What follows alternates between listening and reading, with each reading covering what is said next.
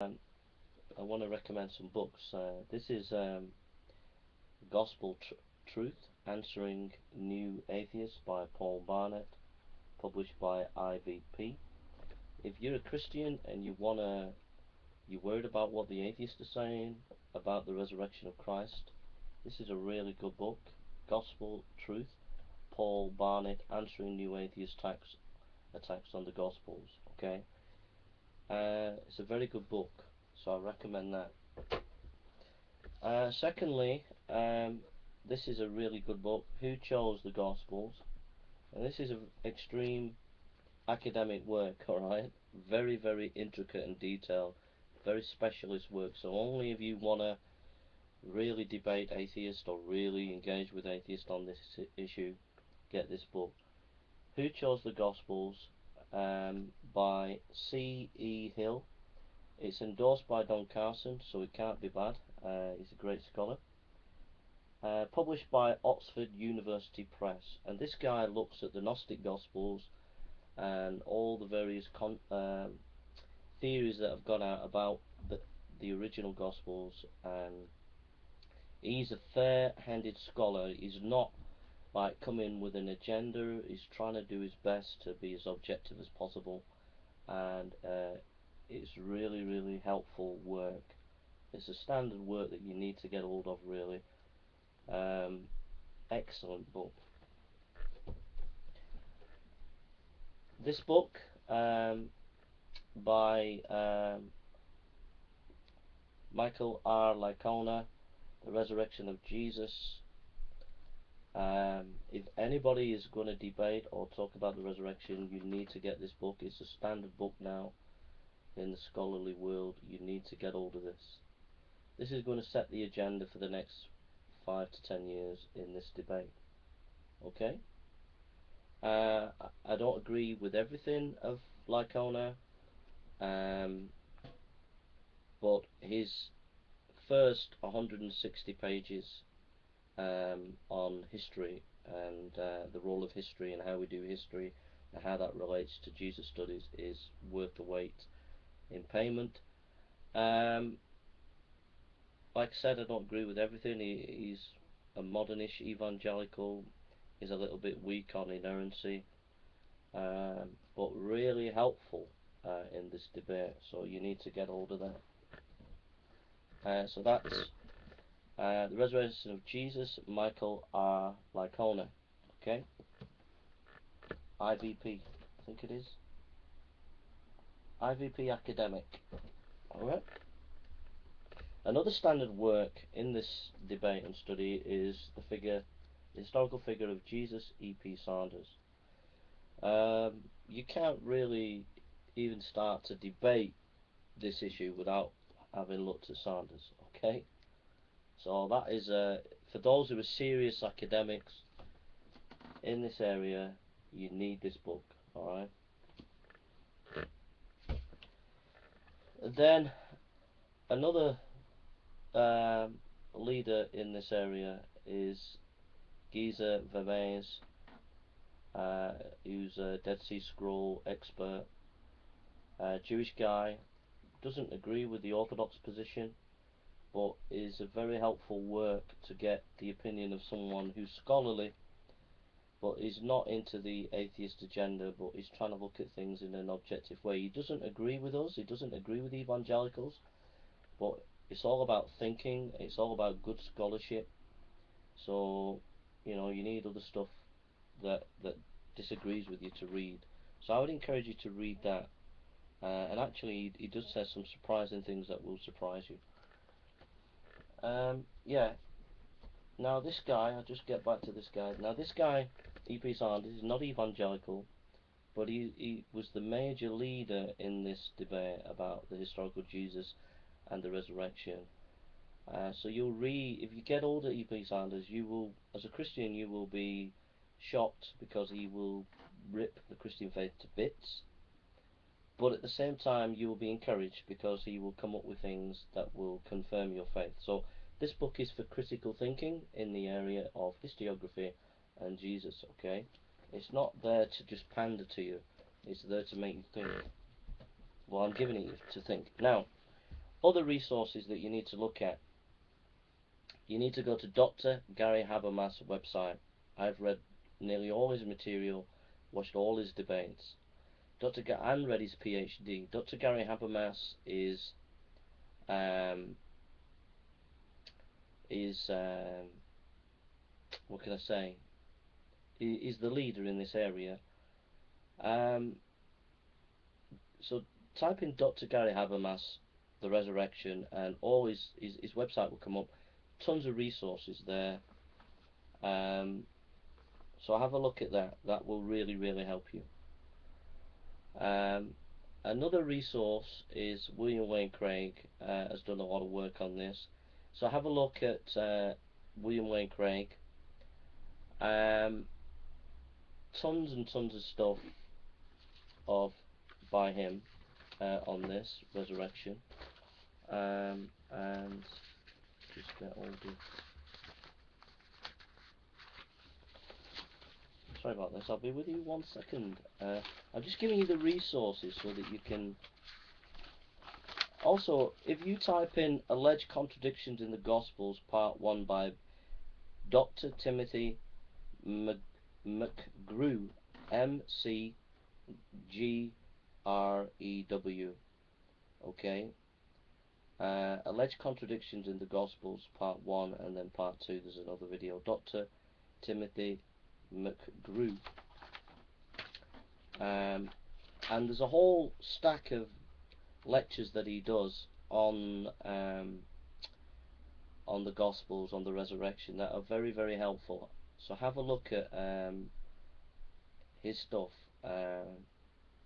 It's on a YouTube site, but he is a proper scholar. Okay, so that's Gary Habermas. That's Dr. Timothy McGrew.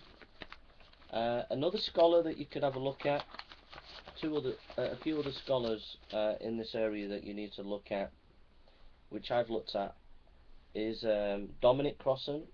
He doesn't agree with evangelicals generally, but he's a leading expert in the historical Jesus and the resurrection. You need to look at him. Find his website. There are some good lectures there. You won't agree with him if you're a Christian, but if you're going to be an expert in this field or be competent in the field, you need to look at Dominic Crossan. You need to look at his colleague, Dr. Borg, I think it is. I've not looked at so much at him. I've only seen a few things of his. I'm more familiar with Dominic Crossan. But anyhow, they also reside at the Jesus Seminar, so that's one area. The other scholar that you need to look at is Dr. Bart Ehrman, Misquoting Jesus and Jesus Interrupted. These are books that touch on the resurrection. He's recently written a book on the historical Jesus. He's completely against evangelicalism, but there are a lot of things recently in his last book that have upset atheists on the historical Jesus teaching. So you need to get hold of him if you're going to be confident in this area. Also, you need to get hold of Dr. Richard Balcom. If you type in Jesus and the Gospels in YouTube, there are 4 lectures of his at Southern Baptist Theological Seminary. He's a landmark scholar in this field. Also, if you go to his website, type in Jesus and the Eyewitnesses, Dr. Richard Balcom, and his website's full of really helpful material. Just to backtrack on the Bart Ehrman stuff, if you type into YouTube or into Google, Bart Ehrman Project, as you're reading Bart Ehrman, go to the Bart Ehrman Project. They're scholars that answer Bart Ehrman, so that will give you resources there. Okay. Also, if you're worried about Bart Ehrman's textual criticism, type in Dean Bergen and in Wikipedia, and in Wikipedia at the bottom you'll find 2 volumes of the life of Dean Bergen and also some of his work. It's old work, but it's absolutely will really help you to take on Bart Ehrman if you need to in your own studies. Okay.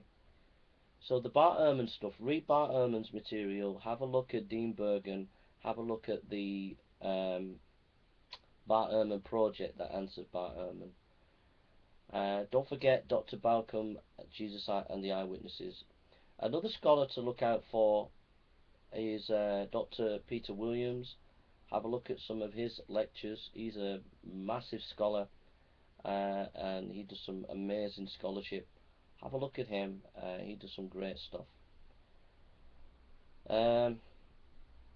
What else is there? Who else is there to consider?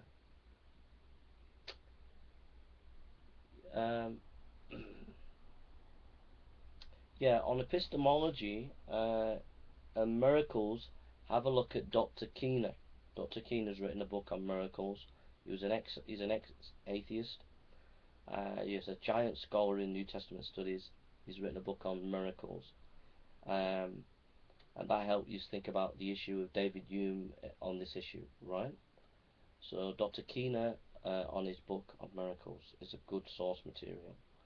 So all that source material is scholarly stuff that I'm recommending to you. Half of it is against my position, half of it is for my position. Okay? And that's what it's all about. It's all about getting you to think and look at the research and look at the source material to think for yourself. And I would also encourage you to read primary source material. In these debates with atheists, I've noticed that the atheist scholars, most of the time, oh, another thing as well, Ludemann is an atheist scholar. Have a look at Dr. Ludemann. He's an important scholar that you can look at on the resurrection of Christ. But source material is important. Primary source material. Read ancient source material. Read the Gospels. Read Paul's epistles. Read the ancient literature before the time of Christ, during the time of Christ, after the time of Christ. Read Tacitus. Read Josephus. Read these ancient source materials and discover things yourself. Don't just listen to scholars, okay? And go to the main scholarly sites where they have these primary sources. You can find them all over the place. There's a lot of universities that have good material, okay? So that's just source material for you to study this subject, helping you to really look into things, right? We're not here just to win debates. We're here to educate and help people to think through these issues. Okay, so that's the first part of the video. Second part of the video, we're going to spend 15 minutes now. We're not into 15 minutes, but the next 15 minutes, to be fair to Dan, because he's done his video in 15 minutes, so we'll spend now 15 minutes reflecting on his video. Okay. Okay.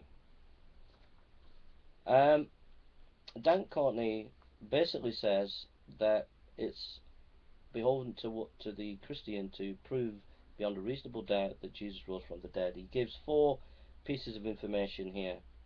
He says Jesus was that we have to prove as Christians that Jesus was an actual human being, that Jesus was dead prior to being placed in a tomb, that Jesus was placed in the tomb as described in Scripture, and that number 4, Jesus was physically restored to normal function. Then we have to also give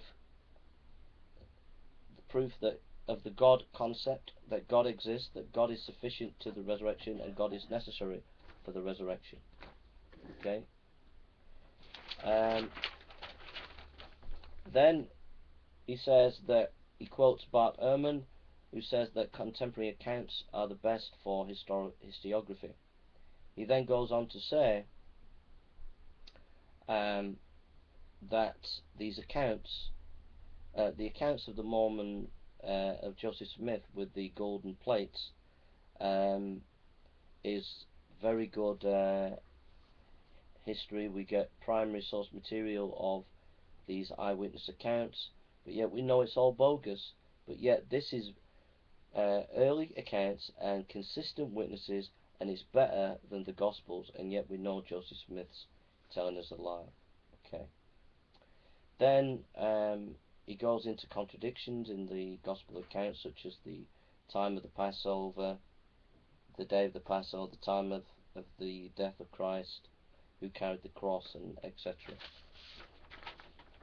Then the final argument is that the resurrection didn't happen because Paul didn't teach a resurrection, he taught a spiritual resurrection. So that's basically Dan's argument. I'm just going to rebut it for the next 15 minutes, okay? First of all, he says we have to prove these 4 things about Jesus. Jesus was actually a human being, Jesus was died, placed in the tomb, Jesus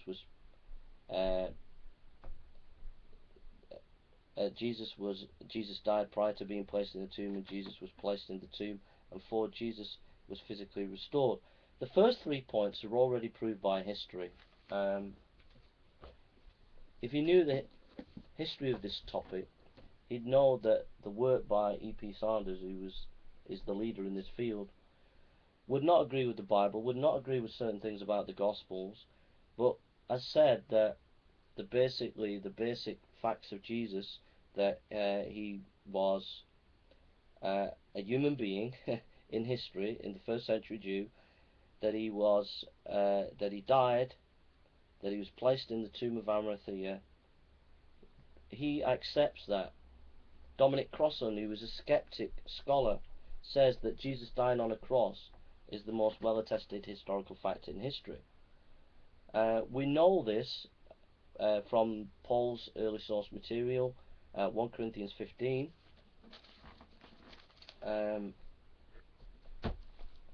which says,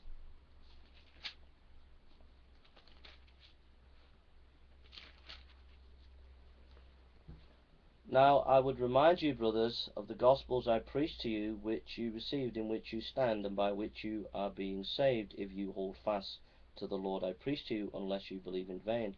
For I delivered to you as of first importance what I also received, that Christ died for out of sin in accordance with the Scriptures, that he was buried, that he was raised on the 3rd day in accordance with the Scriptures, that he appeared to Cephas, then to the 12, then he appeared to more than 500 brothers at one time, most of whom are still alive, though some have fallen asleep. Then he appeared to James, then all the apostles. Last of all, as an untimely born, he appeared to me, for I am the least of the apostles." Now this text, written probably in the 50s, 58, round in early mid-50s AD, scholars will tell you is rich in tradition and goes back to an earlier tradition of AD 33, 34. Okay, so we know from that passage alone that we have early historical source material of the death and the burial of Jesus Christ. Okay. Also, we have the early church fathers, such as Clement, is another example of good historical source material, which is solid historical source material, and also extra source material that's not to the Bible, such as Josephus. Most scholars would agree that it has been tampered with, but his testimonium does tell us a kernel about Jesus' life. And then thirdly, Tacitus. A whole lot of Roman scholars will tell you that there's no dispute about that passage, about how it talks about Jesus. Alright? We could say that, well, where did Tacitus get his source material for that? Well, we could say that about a lot of historians. The fact of the matter is, Tacitus would not have written that unless he had some good source material to back it up, okay? Because that's how good a historian he was.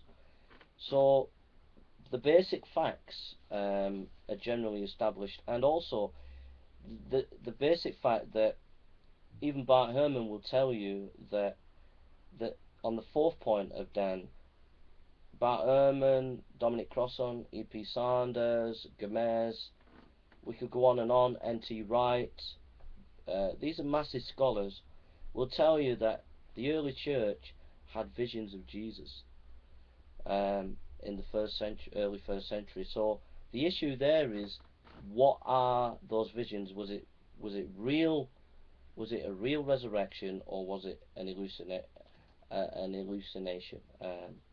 The issue with psychological models is they don't fit the experience of the early church, because there were so many different sightings of Jesus at different periods, different places, in different contexts, to people, groups of people, individual, that no psychological model can answer all these various visions. So you can't answer the resurrection from a naturalist perspective. The issue with the resurrection is there are certain facts that we know. Number one, that women were the main sightseers of the resurrection. Now, why did the early church build its preaching on the resurrection on women, when women were not respected in the court of law? Their testimony was not respected. So why go around saying Jesus rose from the dead based on women's accounts? The naturalist explanation of the resurrection can't account for that. Secondly, as Gomez has said, who is a Jew, this guy's a Jew, he said the resurrection is a fact because of this reason. The early church people, the disciples, ran away at the time of Jesus' death. They gave up.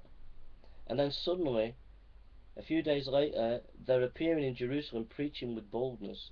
And he said, because of this fact, and he's a Jew, he never became a Christian. He says, because of this fact, Jesus rose from the dead. Okay? You have to explain why the disciples gave up and then suddenly were preaching in Jerusalem. The only explanation that you can have is that Jesus literally rose from the dead.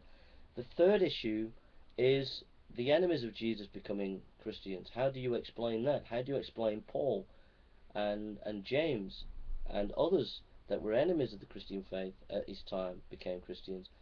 And fourth, how do you explain the birth of the early church?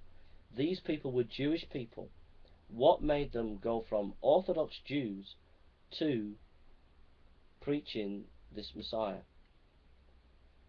And number five, how come the early church was preaching in Jerusalem? If they had seen illusions of Jesus, then all the people had to do, the Sanhedrin, or the Roman authorities, was to actually bring the body out, and their visions would have been proved wrong. Why were they preaching in Jerusalem? If they were lying, or if they were deluded, they would not preach in Jerusalem, because the authorities would have brought the body out. Okay, so those reasons alone show us that Christ rose from the dead, and naturalist explanation can't explain those reasons. Okay, and Gomez actually said it's a fact that Christ rose from the dead. He never became a Christian, but he recognized the power of those evidences. So we've only got a few more minutes. The arguments about we have to prove there is a God. We don't have to prove there is a God. There are good arguments for God, fine-tuned argument design. The issue here is historical evidence. We're looking at historical evidence, and the issue is, can miracles break through? Now, you don't have to believe in God or not believe in God. You have to be open-minded that, something can break through history. Quantum mechanics tells you that quantum theory, a quantum mechanical understanding of the laws of nature implies that nothing is strictly impossible. Neil Shenunai, research chemist, and quoting physicist Michael Strauss. Basically, a miracle is a possibility in terms of we don't know fully what goes on in nature when an event happens. When a causal event happens within nature, even Hume stated that. So we should be open to phenomenon and be willing to investigate miracles. And that's the issue with the skeptics. There are no criteria from the skeptics to investigate miracles. The only person who came up with a criteria was David Hume. And he had these 5 criteria of understanding, 5 or 6 criteria of understanding whether a miracle took place. When he investigated the miracles by the Jainists in the time of Pascal, he came to the conclusion that the miracles actually met his criteria. Um, but he still didn't believe in the miracles. So even if you have a criteria, they won't believe. But the issue is that Dan Courtney and atheists don't have any criteria for assessing miracles, and we need to assess the miracles. We need to assess how, we need a criteria for assessing miracles. The issue about spiritual Jesus, quickly, that Jesus, that Paul didn't teach a spiritual, that Paul didn't teach a physical resurrection. We hit that on the head by Dr. Gundry. He says, in this regard, Gundry's landmark study, this is Giesler quoting Gundry, in this regard, Gundry's landmark study of the word used for body, soma, made it quite clear that something physical is intended. So the resurrection, when it's using the word soma by Paul, means physical, a physical resurrection. The word anastasis can only mean bodily resurrection. This word is used 44 times in the New Testament. Giesler says, in the significance of Christ's physical resurrection,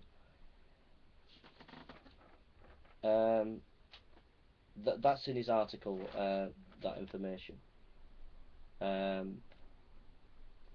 We could go on. So we've looked at some of the information about the physical resurrection of Christ. What else is there? We've got a couple of minutes left. Contradictions. The issue about the day, what day Christ was killed. If you look at the Talmud, it tells you that a day can be seen, half a day can be seen as a day. So the calculation of what day Christ was crucified has to be done with that Talmud understanding of time. That's how you answer those kind of contradictions. The last thing, the issue concerning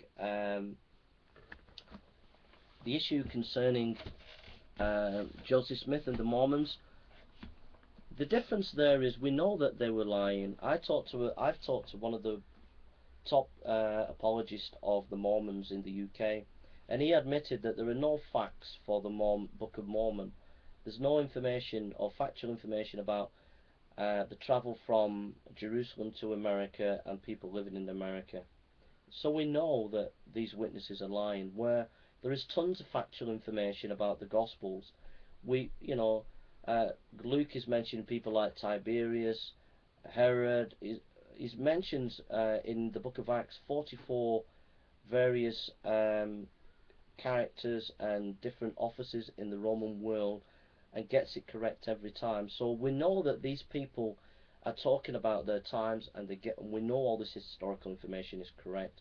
And it's a different kettle of fish concerning that and the Book of Mormon. And so your argument there, Dan, is just very, very poor, very, very weak. Finally, you get your arguments about the spiritual Jesus from Earl Horty. He's a major influence on this idea. He has no PhD. He hasn't even got an MA. He's not even accepted by the scholarly world. He's a bit of a crank. Richard Carrier, who promotes this, who's the main scholar, I have studied his work. I've looked at his sources. Every time I look at his sources, he gets his sources wrong. Okay, you're building an argument on very bad scholarship. Also, another guy who promoted this, Dr. Wells, a German scholar, has renounced these kind of ideas because he realized they're so bad. So you're basing your scholarship on very, very poor scholarship, whereas I based my scholarship on mainstream scholars who are accepted by atheist and non-atheist. Okay, so that's my basic argument to Dan Courtney. Alright, hope that's been a help. Also, I just want to say I've gone over my time, but I'll just for a few seconds on the issue of miracles. Also this issue about uniformity of nature with David Hume. There's a couple of issues there. Number one, it's a circular argument. Resurrections don't happen because they don't happen. That's circular. One-off events can give us information. For example, the issue of the rise of the universe is a one-off event. but we can investigate that. Okay, it doesn't have to be a uniform thing that goes on and on repeatable like in a scientific study, a repeatable scientific methodology. We can look at one-off events. So you can't use the uniformity of nature as an argument. Also, there are epistemological issues. Dr. Swinburne has pointed out problems with Kant and Hume on causality, that their empiricism is a very limited epistemology in saying an event and in describing causal events, because there are things that we can know for sure that we know, not based on scientific investigation. For example, how many scientific peer reviews have been done on your eyes that you have eyes? Nothing. But yet you know you've got eyes. So in other words, David Hume's empiricism lacks a variety of epistemologies that you can have, and it's very limited in its scope. Also, there have been studies in miracles by Dr. Keener, scientific studies that have shown that miracles do take place. So also there's been the issue of Western epistemology using empiricism not being fair to other epistemologies in other parts of the world. So there's been a colonial elitist attitude to epistemology with the empiricists. Okay, so those are my basic thoughts about your video, Dan. So that's it really. I could go into detail. So basically, just to recap, the argument, Dan, is simply this: that all the basic facts of the historical Christ are in place. We have that. And basically it's just an argument of which person, which worldview is interpreting the evidence, okay? And that's the final thing I want to say. I've gone over my time, but this can be my rebuttal part of the video for a few minutes. Basically, the issue really ultimately is not about evidence. The evidence is there for the Christian faith and Christ rising from the dead. It's not about proving God, okay? You don't have to prove God to prove the resurrection, because it's about history. It's about looking at history and investigating history, and you've got to have a criteria. My criteria that I have used for my understanding of Christ has been the criteria of what historians use. I have a criteria here.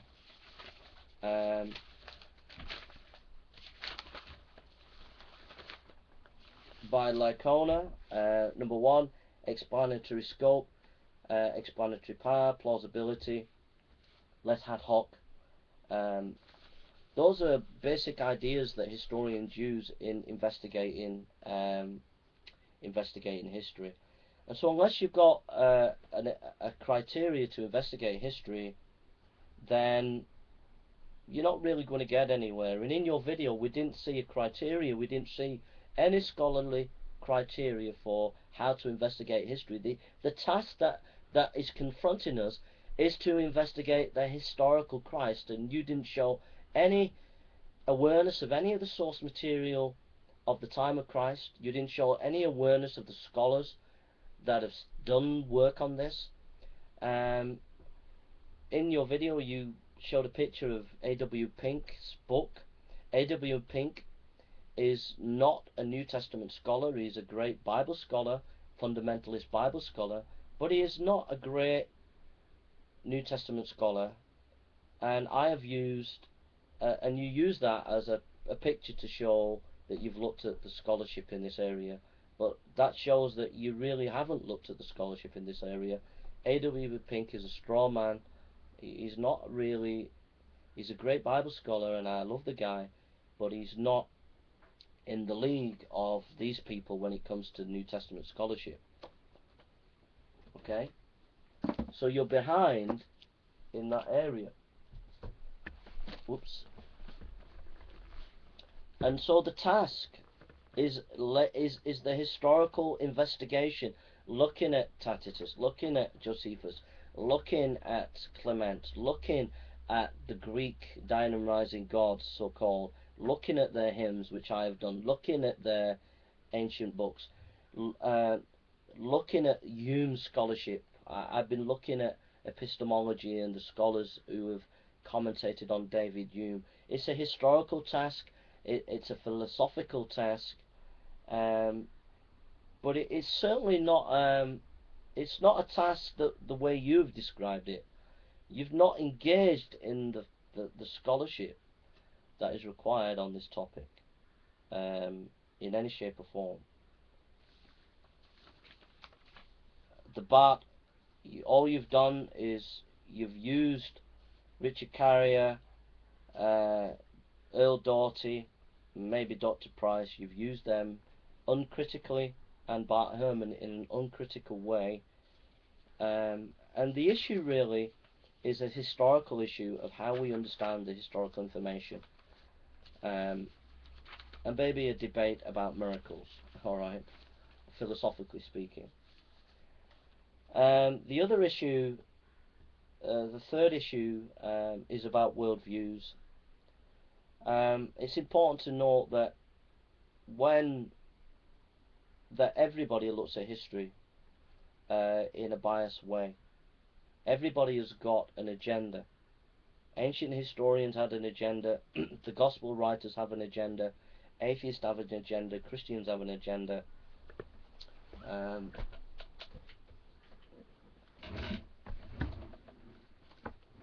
This is a key book on this issue. Okay, this is hermeneutics and understanding knowledge in epistemology. Okay, that's by Continuum Impacts. Okay, so everybody's got an agenda. So we're all going to look at history in a biased way, and we're going to interpret the facts in a biased way. So part of the issue is whose worldview is best in understanding the facts. Now, your worldview, Dan, you failed to present a hypothesis. You failed to present a workable hypothesis about the facts that we know. We know for sure that Christ died on a cross. This is undisputed. Alright? Mainstream scholarship does not dispute this. We know he died on a cross. We know he was buried in a tomb. We know the disciples saw visions of Jesus. We know all these things. So you have got to come up with a credible hypothesis of how your theory fits these facts, and you have not done that. You've not even begun to done that. You went off on a tangent with the Mormon stuff, which is irrelevant.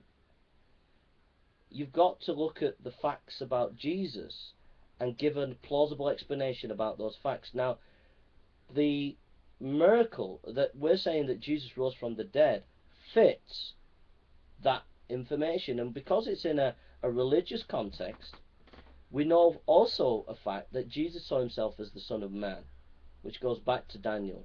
He quotes this more than anything, and it's a historical fact. Scholars accept this, that he saw himself as the Son of Man, which tells you that this was in a very highly charged religious context, which gives you the God part, in the sense that when we know that Jesus rose from the dead, we know it was in this religious context of a certain understanding of who Jesus thought he was, coming as the Son of Man, which can be goes back to Daniel. If you want more information on this, go halfway through Lycona's book, goes into the scholarship on this. And so basically, it's in a highly charged religious context, and that gives you the context that we can say that it was God that did it, okay? Because the two can be connected together. I mean, if Jesus is saying that he's going to rise from the dead, and this is his mission for God, and he's telling everybody he's the Son of Man, which goes back to the mission of being a mission for God, and then he rises from the dead, and we have the facts for that, then we can say that God rose Jesus from the dead.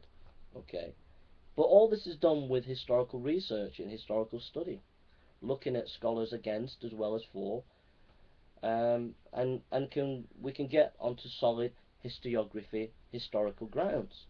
You've not done any work on this, Dan, at all. You've quoted, well, you've not quoted, but I know where you've got your scholarship from. I've checked out Richard Carrier when he's talking about the ascension of Isaiah. He quotes the text wrong there. When he's talking about Philo and about there's a early Jesus, he's quoted the text wrong there. And I could go on and on about all the times Richard Carrier's quotations of Josephus, his quotations of Philo, and the Gnostic Gospels. He gets it wrong every time. So you're basing your argument on bad scholars and you're not actually doing the historical research. But it's about worldviews. Whose worldview is the best way to interpret the facts? And you've not given a hypothesis for these facts. And your worldview is not as strong as the Christian worldview. For example, from an atheist perspective, if you're investigating history, how do you explain free will?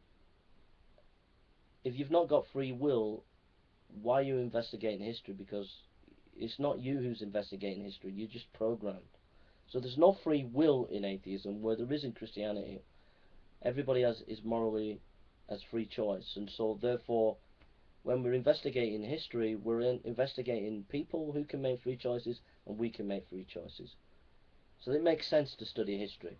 Second sense to study history, if you're investigating history from an atheist perspective, how can you say in history this person is morally wrong, this person is morally right, and I'm morally right in saying that this is wrong? You can't explain morality from an atheist perspective. You know, the is or problem from nature. How do you get an is, an ought from an is? Whereas the Christian perspective is a transcendental argument on morality, that morality is rooted not in nature but in the image of God. And because we're rooted in the image of God, we are important and significant. So morality is more of a transcendental argument and makes more sense when we're looking at history. We can say people are valuable and significant, and we can say what is right and what is wrong based on the image of God, that people are made in the image of God. Whereas you can't say that, because you're saying that people came from nature, and nature doesn't tell you what is right or wrong. Dr. Monod, Nobel Prize winner in 1960s, talks about this issue of the is or problem. Okay. It's also the worldview, your worldview on history as a meta-narrative. There is no meta-narrative of understanding history from an atheist perspective. But all the little facts of history need to be interpreted, and you need a grand narrative to understand those facts. The Christianity has a grand narrative that God has a plan for history, whereas you don't have a meta-narrative for understanding history. So when you're looking at facts, why bother? Because history doesn't have any meaning, it doesn't have any purpose. On the area of logic, you need to be able to say this is correct or not correct from a logical point of view. As an atheist, you can account for logic. Is logic material or immaterial? Is it universal or not? If you say it's material and it's not universal, that we've invented logic, then that's what most atheists say. You can't really account for logic. If we say from a Christian perspective that the logic of the law of non-contradiction, that it is immaterial and universal, it gives us a reason why we can understand historical events and say that this is wrong, this is right from a logical basis. So basically your worldview fails in the area of morals, it fails in the area of meta-narrative in history, it fails in logic, and other reasons as well that I've mentioned. And also, we have to appreciate that we do bring bias to the table, and the atheists have a political agenda. For example, how they persecuted Antony Flew, who incidentally said that the Christian miracles are the best type of miracles that we could investigate. When he said that when he was an atheist, but when he became a deist, the atheist community on the World Wide Web completely assassinated and attacked the character of Anthony Flew, thereby showing a complete utter prejudice and bias. So you're going to bring that prejudice and bias when you're looking at history, when you're looking at Jesus studies. Now, the thing that I want to say is that we all have to be critical of our biases. You've shown no understanding then of how your bias might influence your understanding of history. You've not even done the historical research, but at the same time, you've not shown any understanding of your biases. You've not given us a framework of how you're trying to look at history in an objective way. Whereas I quoted Lacona's criteria of understanding history, which he got from secular historians. So I'm critically aware of my prejudice. I've studied postmodern exegesis, I've studied Derrida, I've studied Foucault, I studied feminist historiography, I studied gay theory, gay historiography, black historiography, post-colonial historiography, and I'm critically aware of my bias as an evangelical Christian, and that's why in my resources at my beginning of my video I have introduced you to a wide source material that is not biased to my particular position. I have given you a wide variety of scholarship, and you've not shown any critical awareness in your studies. So I've got tons of stuff that I could go on and give you. I've done loads of research on this. I could go on for hours. I've done videos on this if you want to check them out. I'm having a break for a few weeks. I'll be interviewing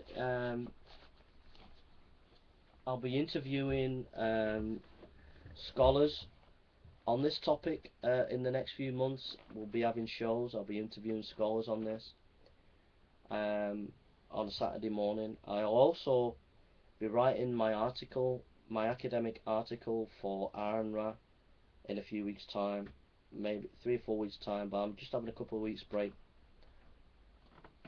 I'm also going to be doing a lot of writing of articles, and I'll be doing more lectures and videos going into detail for Dan why he's wrong from my research. Okay, thank you. Please let me know what you think. Give me your ideas and thoughts. I'd love to hear.